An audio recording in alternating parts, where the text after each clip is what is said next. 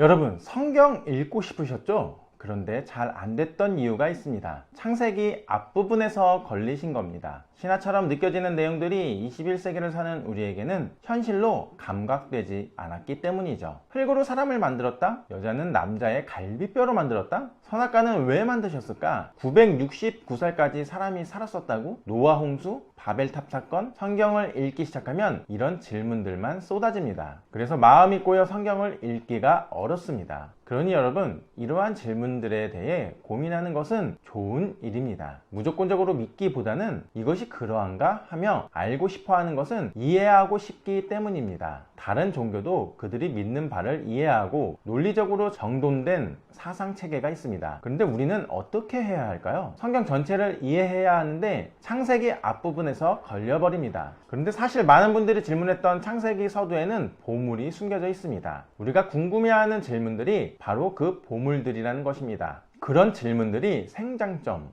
즉 생명체가 다음 단계로 자라나게 하는 포인트가 될 수가 있습니다. 창세기 서두에는 인류의 일반 역사와 메소포타미아 문명, 바벨론 제국의 발흥, 즉 세계사입니다. 이 안에는 성경 전체 DNA가 담겨져 있습니다. 그래서 우리가 성경을 이해하려고 할 때에 세계사도 먼저 이해해두면 성경을 읽을 때 아주 큰 도움이 될 수가 있는데요. 그래서 미국에서 가장 유명한 신학교 교수님이셨던 월부드 박사님은 특히 창세기 서두를 이해하려면 먼저 창세기 서두의 무대인 수메르 문명을 알아보면 굉장히 큰 도움이 될 수가 있다고 말씀하시기도 하였습니다. 지금 우리가 누리는 문명 체계의 많은 것들은 고대 시대 때 인류 최초의 문명 수메르에서 발원했습니다. 문자와 바퀴, 최초의 학교, 촌지, 의회, 법전, 건축, 의학서 등 별의별 게 다 있었죠. 또 당시 쓰여진 인류 최초의 서사시 길가메시에서는 명예, 우정, 생로병사 등 고차원적 사유가 흥미진진한 서사에 담겨 전개되는데요. 그렇다면 도대체 어떤 역사적 과정을 거쳤길래 수메르에서 이렇게 최초이자 최고의 문명이 뚝딱하고 생겨나게 된 것일까요?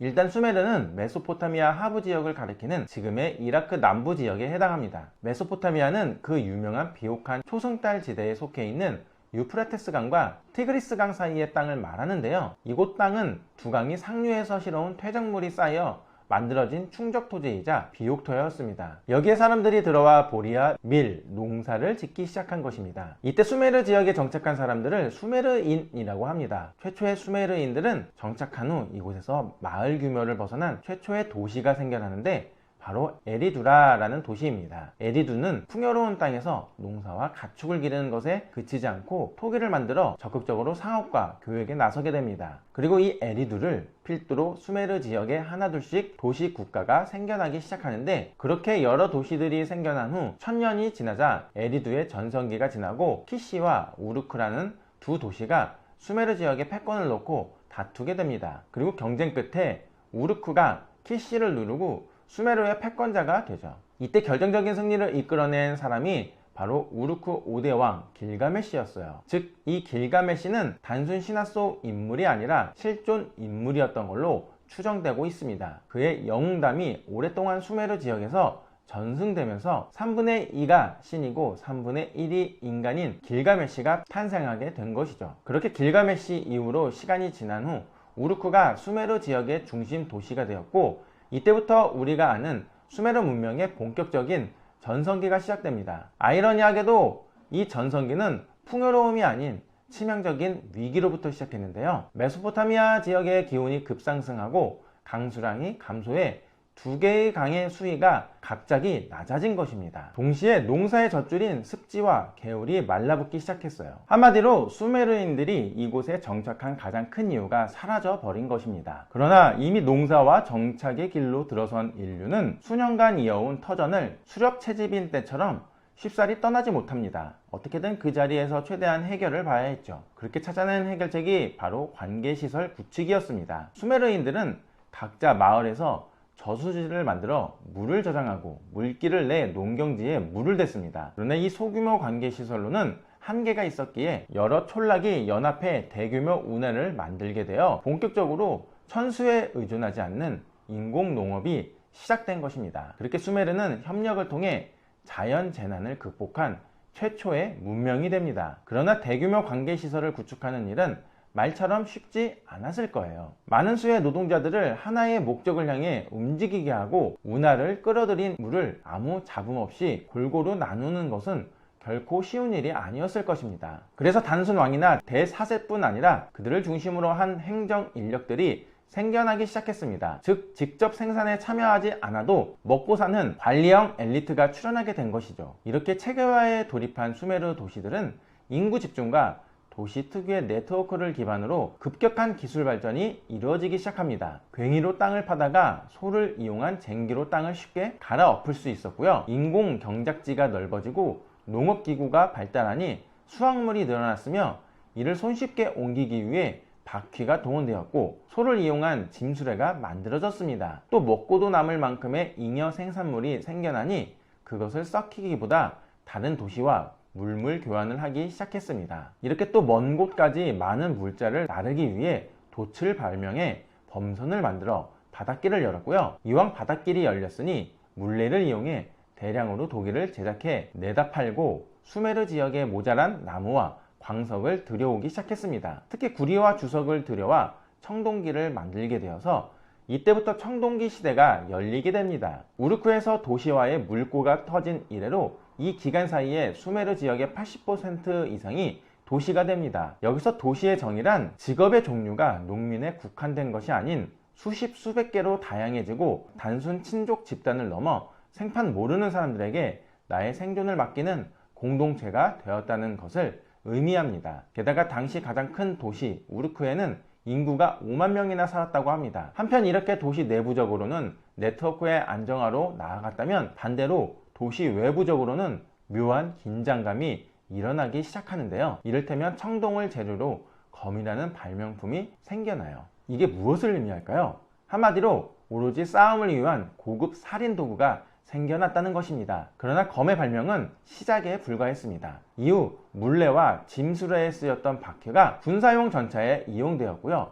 한마디로 도시 간 치열한 군비 경쟁이 시작된 것입니다. 그렇게 전쟁 준비는 기계 문명을 더욱 가속화시켰습니다. 도시들은 너도 나도 성벽을 쌓아 올리기 시작해 사람들은 피땀 흘려 일하는 것보다 다른 지역에 침입해 물자를 빼앗는 것이 다른 공동체보다 앞서 나가는 길이라는 것을 알게 되었습니다. 전쟁은 한 개인의 용기와 리더십을 시험할 기회였으며 이때 두각을 나타낸 자는 다른 이들보다 권력의 우위에 설 수 있었고 결과적으로 세습 왕조의 왕이 될 수가 있었습니다. 이 과정에서 작은 도시들은 점점 큰 도시로 병합되면서 전쟁 포로가 생겨났고 노예를 노동력으로 이용하는 노예 경제가 시작되었죠. 정리하면 이처럼 도시는 공동으로 자연재해에 대비하고 전쟁을 치르면서 제도와 기술을 정교하게 발전시켜 나가는 장이 됩니다. 그러나 이러한 제도나 기술은 소수 지배 계급의 효과적 통치에는 도움이 될지언정 피지배 계급의 강제 노동과 전쟁 동원 그리고 경제적 궁핍을 해결해 주지는 못했어요. 도시 생활이 누구에게나 좋은 것은 아니었다라는 것이죠. 그럼에도 이들이 현실 생활에 만족하며 살아가고 소수의 엘리트가 다수를 지배할 수 있었던 것은 여러 이데올로기의 지원이 있었기 때문입니다. 가장 대표적인 것이 우상숭배였습니다. 게다가 메소포타미아 지역은 홍수와 가뭄이 인간의 생존을 절대적으로 좌우했기에 늘 자연에 대한 두려움을 안고 살 수밖에 없었습니다. 이러한 공포심이 우상숭배 사상을 낳았고 특히 농사와 관련된 여러 신들이 하나하나 생겨나기 시작하게 되는데 그렇게 신이 하나하나 늘어가다 보니 어느새 2~3천 개의 신이 생겨 다신교 체계가 잡히게 되었습니다. 이렇다 보니 자연스럽게 우상숭배를 하기 위한 장소가 필요했는데요. 그 장소가 바로 지구라트였습니다. 성경에서는 바벨탑이라고 나오죠. 지구라트는 높은 봉우리를 뜻하는데요. 지구라트는 벽돌 단위의 벽돌단을 쌓아 계단식으로 연결했으며 그 꼭대기에 사원을 올렸습니다. 수메리인들은 마치 하늘에 닿는 것이 목표인 양 신전을 점점 높이 쌓아갔습니다. 그래서 이때 바벨탑 사건도 일어났던 것이었고요. 그 결과 오늘날 메소포타미아 지역에서 30개의 지구라트가 발견되기도 하였습니다. 이 지구라트는 일정 시기 한 도시에서 만들어진 것이 아니라 오랜 시간에 걸쳐 여러 민족이 건축한 것입니다. 고고학 전문가들은 고대 시대 때 이 크기나 형태가 다양한 지구라트가 이후 피라미드 건축에 영향을 끼쳤을 가능성도 있었다라고 제기하기도 하였습니다. 대부분 도시국가에서는 이 지구라트를 중심으로 도시생활 전체가 돌아갔습니다. 지구라트의 사원에는 사제가 있었고 사원에는 의식에 사용되는 각종 도구와 악기가 있었습니다. 또 지구라트에는 이러한 종교적 기능뿐만 아니라 행정 기능도 탑재해 있었는데요. 도시 전체의 식량 분배가 바로 이곳에서 이루어졌었는데 그 이유가 모든 생산물은 신의 소유였기에 각 마을에서 추수한 곡식이 지구라트에 모여들었기 때문입니다. 뿐만 아니라 이 지구라트에는 여러 전문직 사람들이 속해 있었는데요. 제빵사, 방직공, 이발사, 보석상, 세탁부, 화가 등이 있었습니다. 무엇보다 손글씨를 직업으로 하는 필경사가 있었습니다. 이 말은 즉 수메르 문명에는 문자가 있었다는 의미인 것입니다. 수메르 문명에서 발생한 인류 최초의 문자는 수량을 표시하는 것에서 시작되었습니다. 숫자가 없던 당시에는 자신이 수확한 곡물이나 가축을 효과적으로 관리하기 위해 진흙을 빚어 표시했었는데요. 이것을 물표라고 합니다. 가령 구 모양의 물표는 곡식, 세모는 동물, 원반은 하루 노동량을 의미했습니다. 그리고 시간이 흐르고 도시가 발전함에 따라 물표에 대응되는 생산물이 빠르게 늘어나기 시작합니다. 물이나 금속, 빵, 맥주 등이 발명될수록 물표도 따라 늘어갈 수밖에 없었습니다. 처음에는 12개 정도에 불과했던 물표가 우르크 시대로 넘어가면 350종류가 되었다고 합니다. 결국 수메르인들은 물표와 지시 대상의 1:1 대응에 한계가 있음을 깨닫고 진흙 위에 복잡하고 추상적인 기호를 새기기 시작했습니다. 최근 발견된 전토판을 보면 기원전 2600년경 농부가 자신이 수확한 보리를 신전에 맡기고 받은 영수증이 발견이 되었습니다. 29,000자루의 보리를 37개월에 걸쳐 받았다는 내용입니다. 그리고 여기에는 쿠심이라는 회계 담당자의 이름이 새겨져 있기도 했습니다. 역사상 최초로 기록된 이름이 이 금융거래 영수증에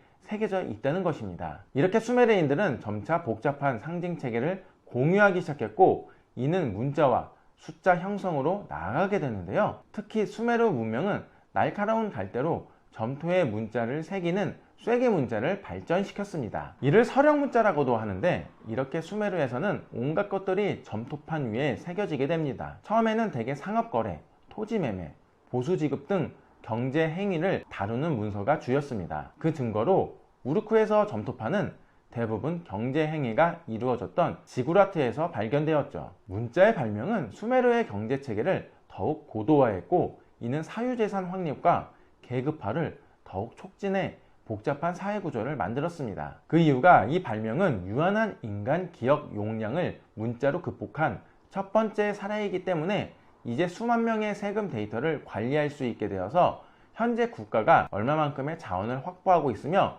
미래의 기대 자원 및 그에 따른 인구 증가를 예상할 수 있게 되었다는 말입니다. 이 말은 즉 도시 국가는 문자를 사용함으로써 왕국, 더 나아가 제국으로까지 확장될 수 있는 가능성을 품게 된 것이죠. 그래서 이 가능성은 더욱 잦은 국가 간 전쟁을 불러오는 결과를 낳았습니다. 이 과정에서 우르크는 점점 쇠퇴하고 라가시와 운마라는 두 도시 국가가 패권을 놓고 다투게 됩니다. 그렇게 두 도시는 약 250년간 엎치락 덮치락 전쟁을 이어갔고 마침내 루갈자게시의 활약으로 운마가 수메르의 최종 패자가 됩니다. 한편 운마의 속국 키시의 우르자비바라는 왕이 있었습니다. 그에게는 사르곤이라는 충직한 부하가 있었는데 사르곤은 북쪽에서 온 이방인이었습니다. 키시라는 도시 자체가 남북을 잇는 교역의 중심지였던 만큼 수메르인 뿐만 아니라 북쪽에서 온 이주민이 섞여 살고 있었거든요. 이 이주민들을 셈족인 아카드인이라고 불렀습니다. 셈족은 오늘날 아랍인이나 유대인처럼 세머를 쓰는 민족을 가리킵니다. 사르곤 또한 이 세머를 쓰는 아카드인이었는데요. 그런 그가 군주인 우르자바바를 제거하고 키시를 차지하게 됩니다. 그리고 그 기세를 몰아 남쪽으로 진군해 루갈자게시를 죽이고 수메르 전 지역을 점령하게 됩니다. 그렇게 사르곤은 여러 도시국가를 하나로 묶어 드디어 아카드 왕국이라는 최초의 통일 국가를 건설합니다. 사르곤은 기존 수메르 통치자들을 쫓아내지 않고 그들의 자리를 보정해 줬습니다. 또 수메르인들의 종교를 그대로 수용하면서 융화 정책을 펼쳐 다만 언어만은 수메르어가 아닌 아카드어를 공식 언어로 채택했습니다. 그렇게 수메르 지역의 아카드어 문서가 점점 늘어나고 셈족 언어인 아카드어는 오랫동안 메소포타미아 지역의 면면이 이어지게 됩니다. 이렇게 아카드 왕국은 약 200년간 유지되었는데요. 수시로 수메르인들의 봉기가 일어났고 혹독한 가뭄이 또 한 번 찾아왔으며 결정적으로 메소포타미아 동쪽 자그로스 산맥에서 온 구티족의 침입으로 아카드 왕국은 멸망하게 됩니다. 그렇게 수메르 지역은 자신들이 야만족이라고 부르던 구티족의 지배를 받게 되었지만, 그러나 구티족은 딱히 메소포타미아 지역을 통치할 생각은 없었습니다. 그들은 그저 100년간 여러 지역을 돌아다니며 약탈만 했습니다. 이렇게 시간이 지난 후 수메르인들은 구티족을 몰아내고 다시 한번 수메르 지역을 통일합니다. 이를 우르의 우르남무가 개국한 우르사망조라고 불러지게 됩니다. 우르남무는 최초로 사회의 정의라는 관념을 주입시킨 왕입니다. 지금까지 발견된 인류의 최초 법전인 우르남무 법전의 주인공이기도 한데요. 이 법전에서는 부패 관리를 단속하고 공정한 도량령 제도를 관리하며 고아나 과부를 보호하는 규정들이 포함되어 있었습니다. 게다가 우르남무 법전은 300년 뒤 바벨로니아의 함무라비 법전의 토대가 됩니다. 이렇게 우르남무가 사회 정의에 관한 관념을 닦았다면 그의 아들 슐귀왕 때의 수메르 문명은 문화적으로 최전성기를 맞게 되는데요. 슐귀왕은 48년의 제위 기간 동안 학교를 세우고 필경사를 훈련시켰습니다. 그리고 수메르어로 전해지던 찬미가를 정리해 기록을 하였습니다. 그러나 우르 사망조의 이러한 번영도 잠시 오늘날 이란 지역에 살았던 엘라민의 공격으로 수메르인이 세운 왕조는 역사 속으로 사라지게 됩니다. 이후 수메르 지역에서 엘라민들을 몰아낸 것은 유목민이자 세머를 쓰는 아모리인들이었습니다.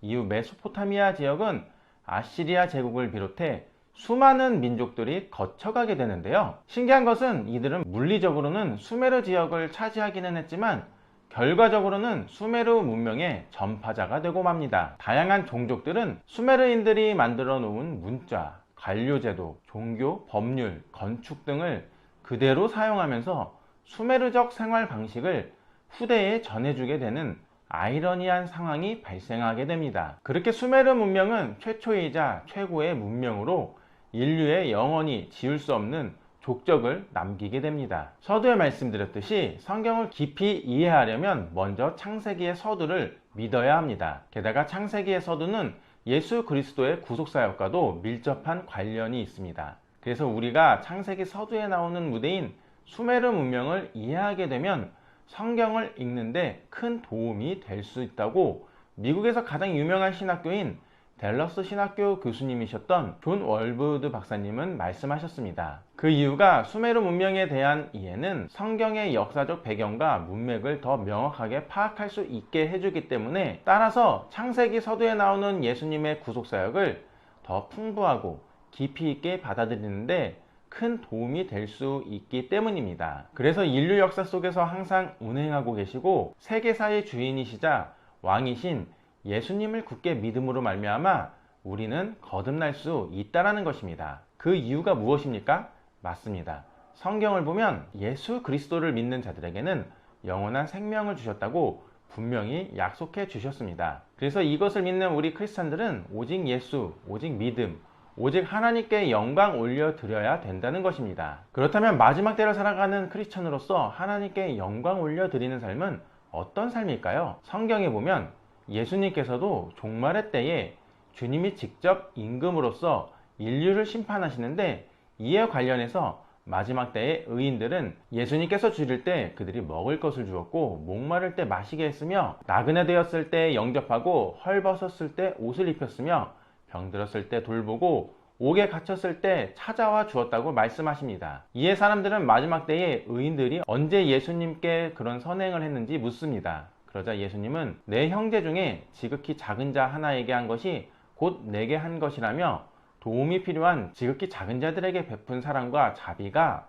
곧 예수님께 한 것과 같다는 중요한 가르침을 주십니다. 이로써 예수님은 주변의 어려운 이웃사랑의 중요성과 구제의 의미를 마지막 때에 살아가는 성도들에게 강조하시고 있다는 것입니다. 그래서 저희 메시지아도 매주 유튜브 수익금과 후원금으로 발달장애인 직업시설 작업장에 일주일에 한 번씩 구제 봉사를 하고 있습니다. 이곳은 장애인 직업재활시설로서 발달장애인분들이 근무하시는 일터이기도 한데요. 점심시간에는 30분 정도가 조별로 나누어서 밥을 해 드시더라고요. 그래서 매주 식사 이후에 맛있는 간식을 드시면 좋을 것 같아서 후원을 하고 있습니다. 다행히도 매주 드린 간식이 너무 맛있었다고 연락을 주셔서 정말 감사하더라고요. 이 모든 것이 주님의 은혜이고 마지막 때를 살아가는 크리스찬으로서 예수님께서 직접 말씀해 주셨던 지극히 작은 자에게 한 것이 곧 나에게 한 것과 동일하다라는 말씀을 계속 실천하게 되어서 너무 감사하더라고요. 혹시 이 일에 동참하시고 싶으신 분들은 고정 댓글에 정보를 달아 놓았으니 참여하고 싶으신 분들은